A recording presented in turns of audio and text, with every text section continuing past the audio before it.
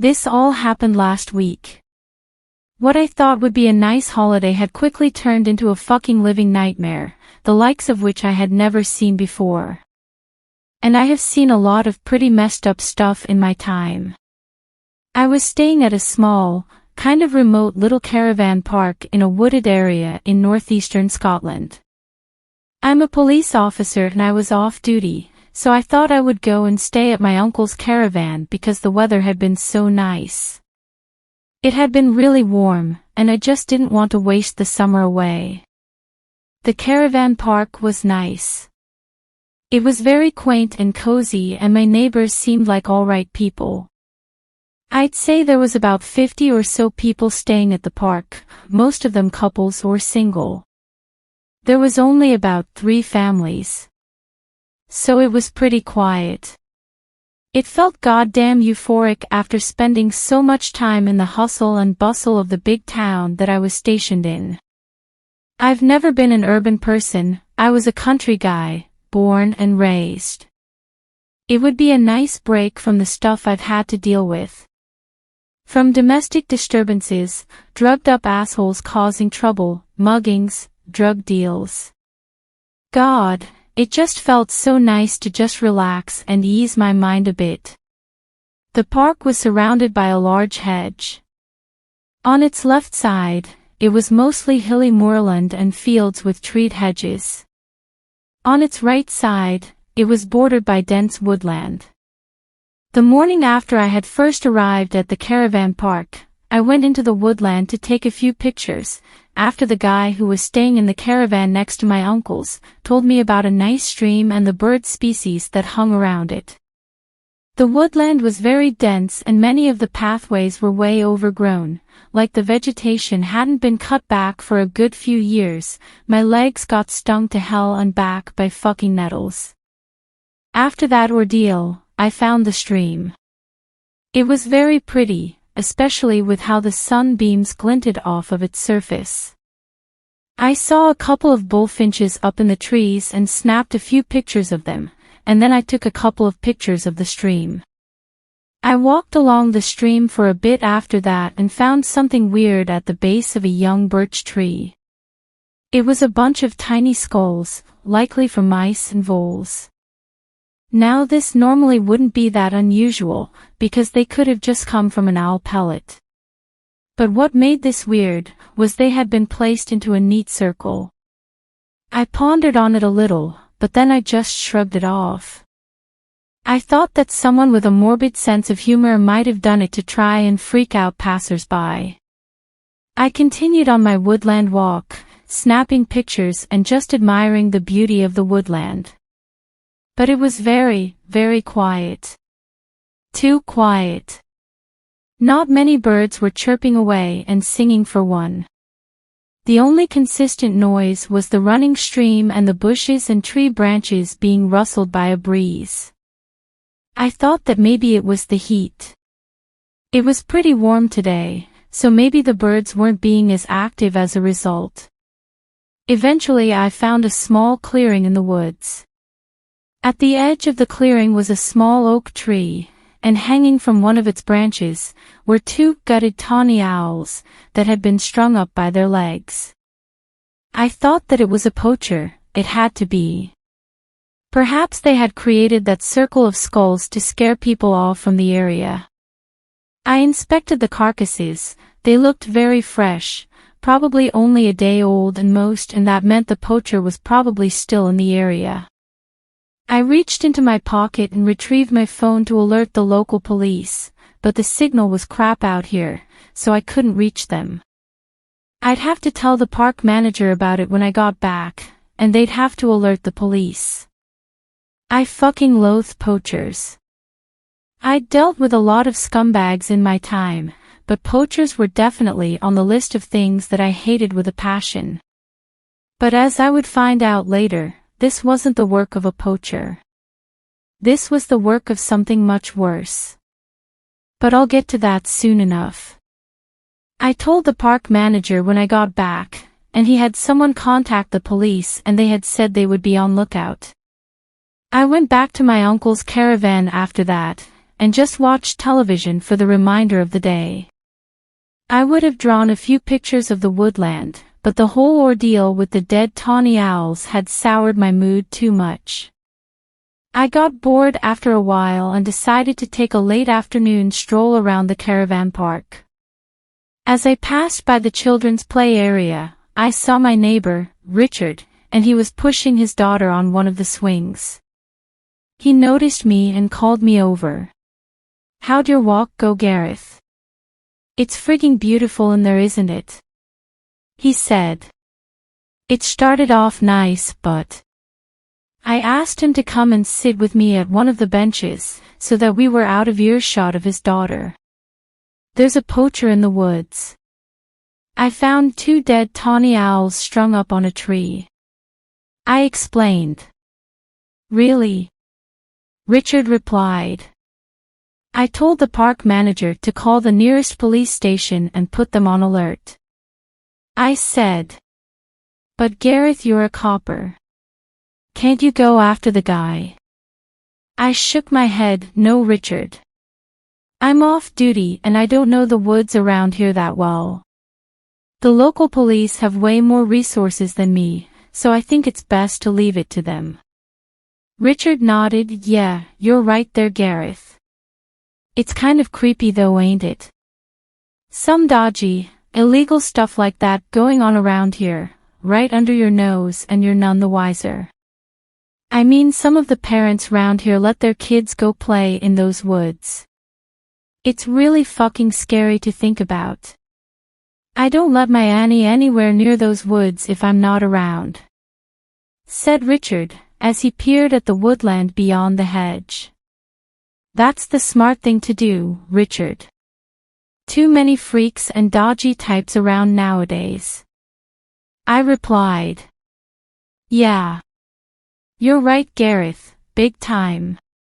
The sky had started to cloud over come evening, but it was still dry and warm, though not as humid as it had been during the day.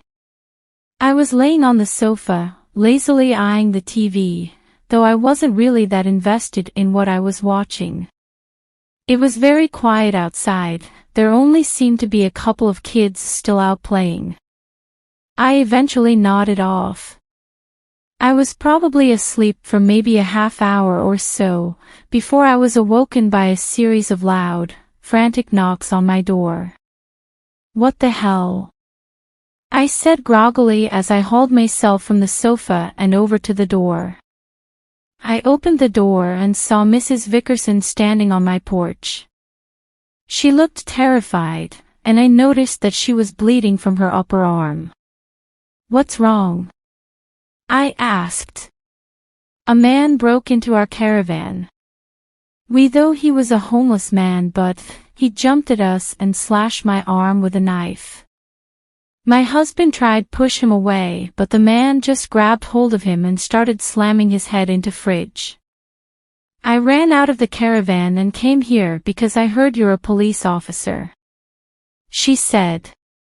I thought that it must have been the poacher. Maybe he had run out of supplies and decided to sneak over here and break into one of the caravans. "Mrs. Vickerson, stay here, lock the door and call the police. There's a first aid kit in the cabinet. Put some antiseptic on the wound and wrap some gauze around it, okay? It's not bleeding too heavily, so I don't think a major artery has been punctured."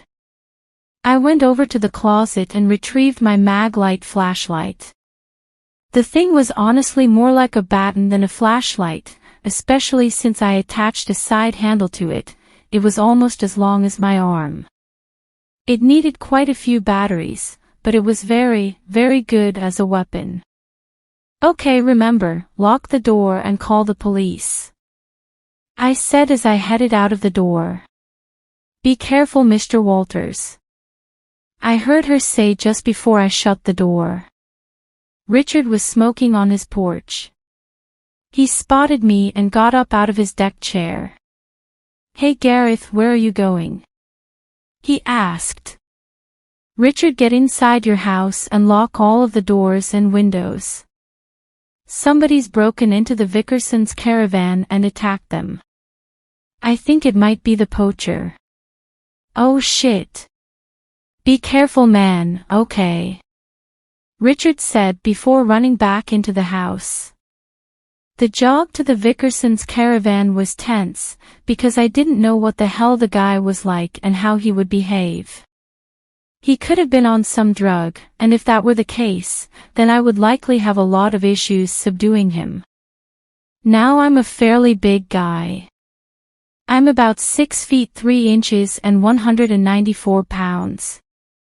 But when you add drugs or psychotic breakdown into the mix, even the scrawniest person can gain the strength of goddamn bear. I had seen a lot of examples of this hyper-adrenaline strength in my time as a policeman. I now stood in front of the caravan. All of the lights were on inside, and there didn't appear to be any signs of a forced entry. None of the windows were broken and the door hadn't looked like it had been bashed in either. It was honestly like nothing had happened at all. I stalked up to the front door, opened it slightly and peered inside. The living room looked empty, and didn't look to have been ransacked either. Slowly and cautiously, I stepped into the living room and held my flashlight defensively, in case of a potential ambush. From what Mrs. Vickerson had told me, the man had attacked her and her husband in the kitchen, so I moved over to the kitchen door. I put my ear up against the door, and heard nothing. I slowly turned the handle, and opened the door slightly. Mrs. Vickerson's husband was laying face down on the floor. I surveyed the room for a couple of seconds and then I slowly entered. He had some bad bruising on his head, and a bit of blood. On the kitchen table, there was the intruder's knife. It was weird looking. The handle looked like it had been roughly carved from wood and the blade looked like it was made from flint rather than metal. The blade looked like it had broken, and I could see a small bit of flesh stuck to the remaining piece of the blade. I looked back down at Mr. Vickerson. All 5 fingers on his left hand had been cut off. What the hell? This guy was a fucking madman.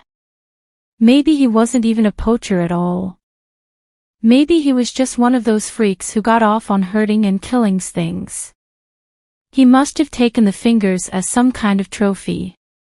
I grabbed a dishcloth and wrapped it around Mr. Vickerson's hand to stop the bleeding.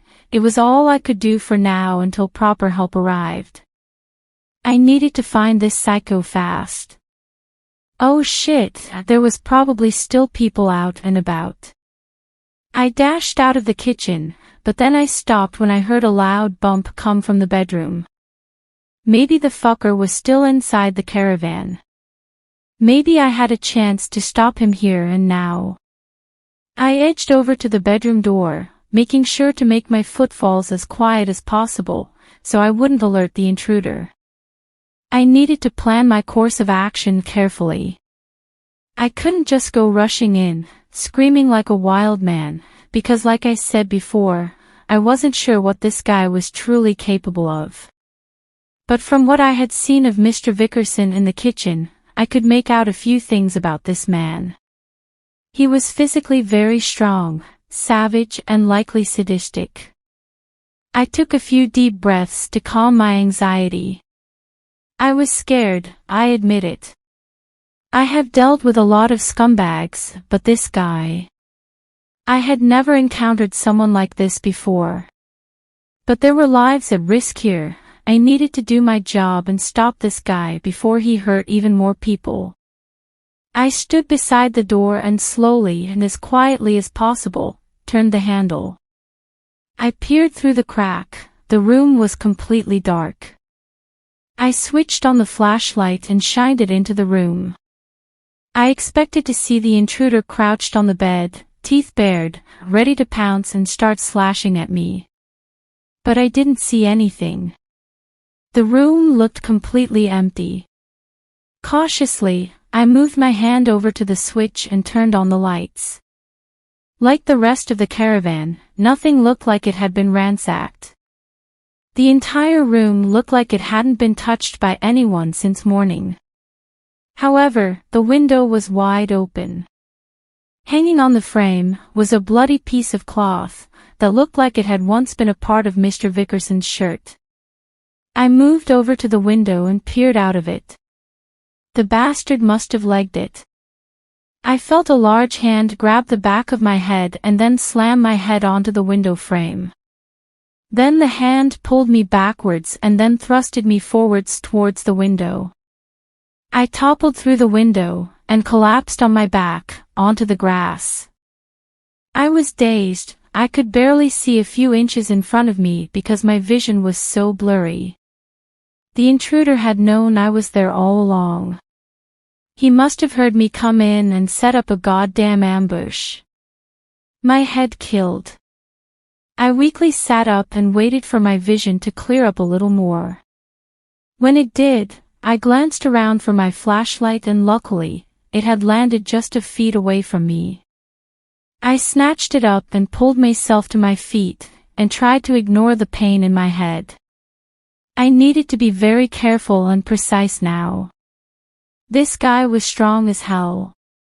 Christ, he'd thrown me around like I was a sack of feathers. I thought that he had to be on something. I heard the front door of the caravan burst open. I ran to the front porch to try and catch the fucker off guard and bash his head in with the flashlight. But by the time I had gotten there, he was gone. I cursed to myself. I needed to find him fast, but he could be anywhere now. The local police were taking their sweet time getting here. I patrolled along the road, listening and looking carefully for any sign of the intruder. But it was very, very quiet. For all I knew, the guy might have just slipped back into the woods. But then I saw two shapes approaching me from the darkness. It was a boy and a girl. The girl looked to be about 13 or 14 and the boy looked to be 7 or 8. The girl was pulling him by the hand. As they neared, I noticed that they both had blood on them. Please help us. The girl rushed over to me, pulling the boy along with her. What happened? Are you too hurt? I asked her. No, we're okay. This isn't our blood. We were having dinner and we heard this loud noise come from outside. My dad went outside to see what had made it and we heard him scream, so my mum ran to the door and this big guy just appeared and started slashing at her with a knife and her blood got everywhere. I just grabbed my little brother and we ran out the back door. You're the policeman guy, right? Shit.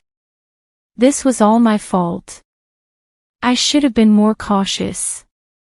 I shouldn't have let the fucker get the drop on me. Now these two kids had to see their parents get killed in front of them, all because of me. I needed to get them somewhere safe.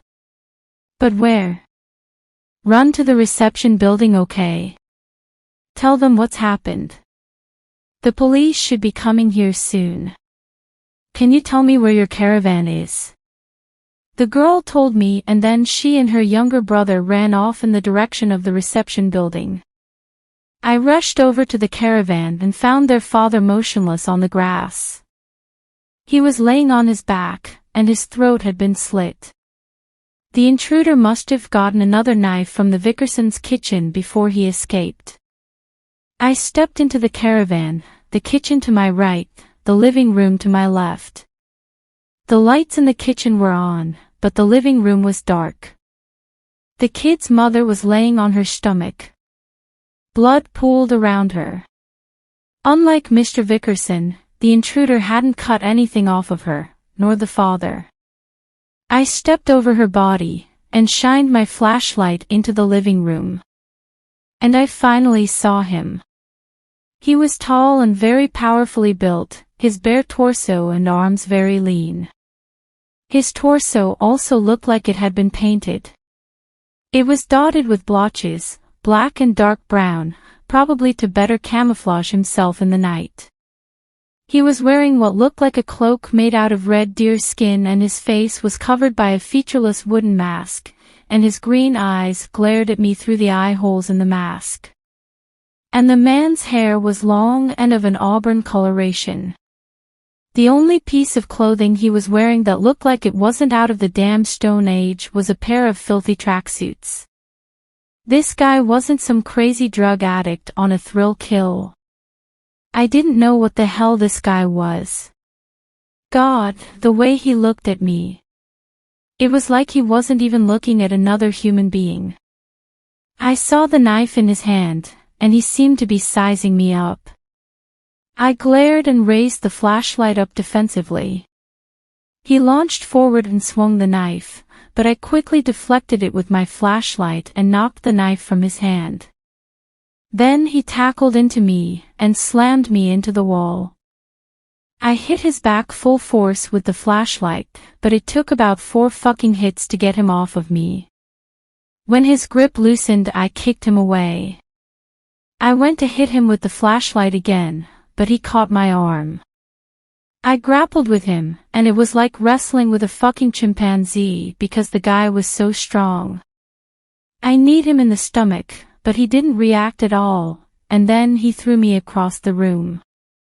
I braced myself before I slammed into the wall, and my shoulder took the full force of it, so I wasn't too badly winded.